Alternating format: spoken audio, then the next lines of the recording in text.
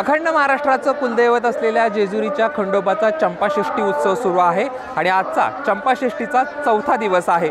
मोठ्या संख्येने भाविकांनी या ठिकाणी गर्दी केलेली आपल्याला पाहायला मिळते। राज्यभरातून भाविक खंडोबा चरणी लीन होण्यासाठी येत असतात। साधारणतः सकाळपासून दुपारी 1 वाजेपर्यंत साधारणतः 50 ते 60 हजार भाविकांनी दर्शन घेतल्याचा अंदाज मंदिर प्रशासनाच्या वतीने व्यक्त करण्यात आलेला आहे। तर संध्याकाळपर्यंत साधारणतः 1 लाख भाविक या ठिकाणी येऊन खंडोबाचं दर्शन घेतील असं जे आहे तो अंदाज प्रशासनाचा आहे।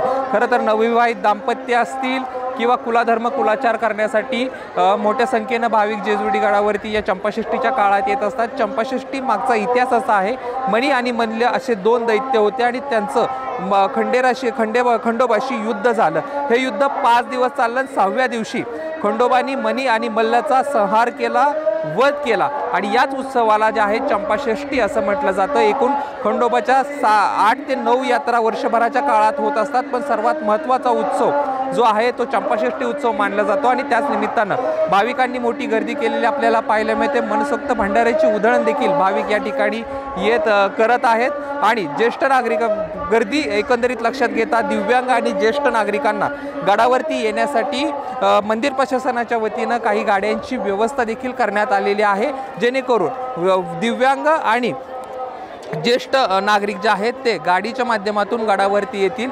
साधारणतः या चंपाषष्ठीच्या काळात काही लाख भाविक जे आहेत ते या खंडोबाचं दर्शन घेत असतात। आजच्या 4थ्या दिवशी देखील भाविकांची मोठी गर्दी झालेली आहे।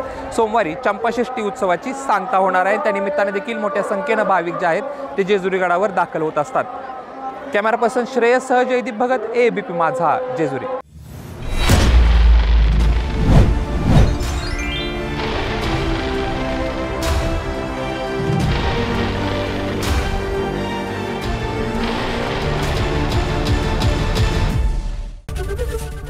ABP माझा, उघडा डोळे बघा नीट।